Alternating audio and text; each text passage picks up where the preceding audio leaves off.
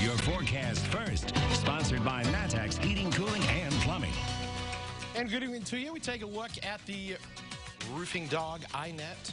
Overcast sky over in the Mattoon area right now. Expecting way more in the way of cloud cover as we go throughout the course of tonight. You can see on the satellite radar picture that the clouds definitely around and temperatures not too bad. We've got readings in the low and mid 40s right now. 40 in Champaign, 44 in Effingham.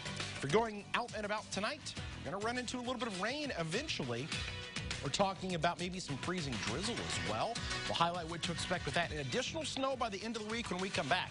WCIA 3 News starts right now. Now from WCIA 3 News. I recently just got married, just bought a house, and it scared me because, I have 3 kids. Hundreds are wondering what's next after a plant in central Illinois announced its closing. How the county is making sure they find jobs. Plus, a bridge was shut down for hours because of a fire what officials say was responsible. And one school district still has dozens of empty positions. Why parents are concerned about the people they plan to fill them with. You're watching your local news leader. This is WCIA 3 News at 5. I was very scared, worried about what I was going to do, how I was going to provide for my family. This is the thought on many minds in Mattoon after learning the company they work for won't be open much longer. Soon, they'll be out of a job. Good evening. I'm Paul Cicchini. And I'm Jennifer Roscoe. LSC Communications, which used to be R.R. Donnelly, announced they will be closing 3 plants, one in Virginia, one in Kentucky, and the last in Mattoon. All of them are expected to close by July. WCIA 3's Jamie Mays is with us. So, Jamie, how many people are expected to be impacted closer to us? Around 750 employees will have to find a new place to work in a matter of months. LSC Communications prints magazines for publications like Martha Stewart Living and Better Homes and Gardens. They also print inserts for newspapers. They are the largest industrial employer in Coles County. The director for the Chamber of Commerce says they were still actively trying to hire before the closure. They had about 100 openings. Organizations like Coles Together are working to help those who will be looking for work. It will have a big impact. Just last year, 2018, LSC celebrated 50 years in our community. So that's 50 years of economic activity that they've generated, and that will leave a hole. City officials in Mattoon and Charleston, chamber executives, Lakeland College, and Coles Together are already working to help employees with this transition. The Mattoon Chamber of Commerce says there are companies nearby they feel would be interested in hiring them. Later tonight, you will hear from one of the workers who is currently looking for a new job.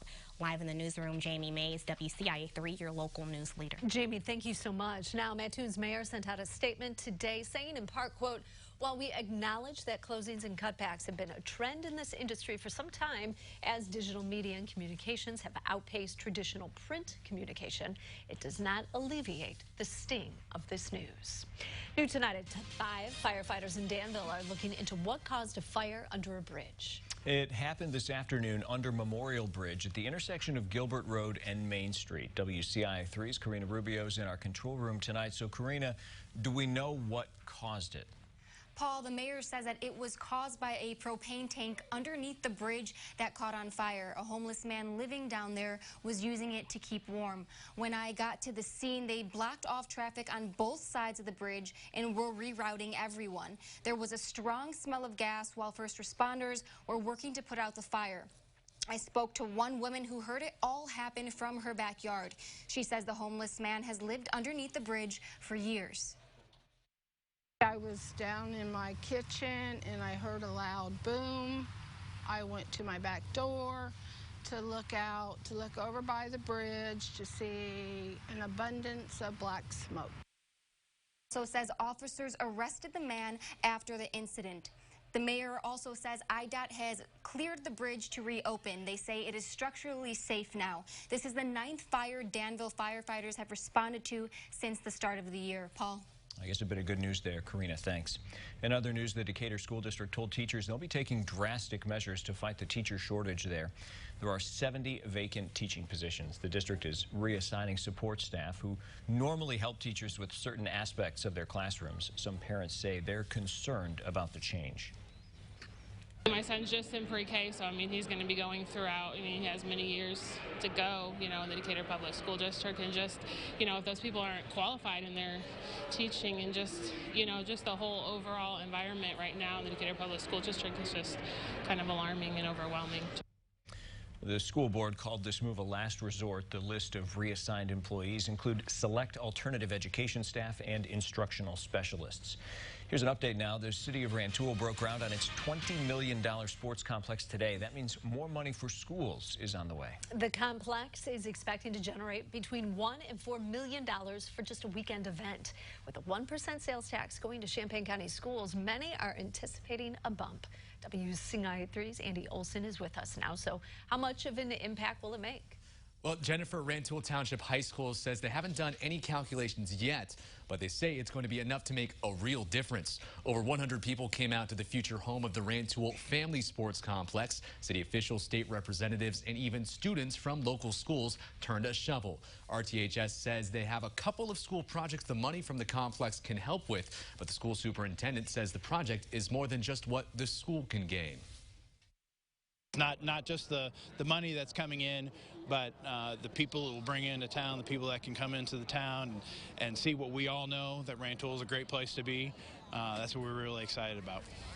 The future complex is currently a field adjacent to Interstate 57. The land is being sold to the city for almost $900,000. Their hope is to open by next spring.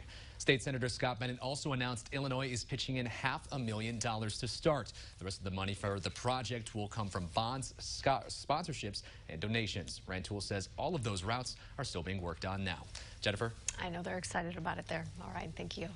A busy stretch of road is about to get busier. How one village plans to use millions to make it safer for you. Plus, it's a road you probably want to avoid. We'll tell you how long until it's patched out.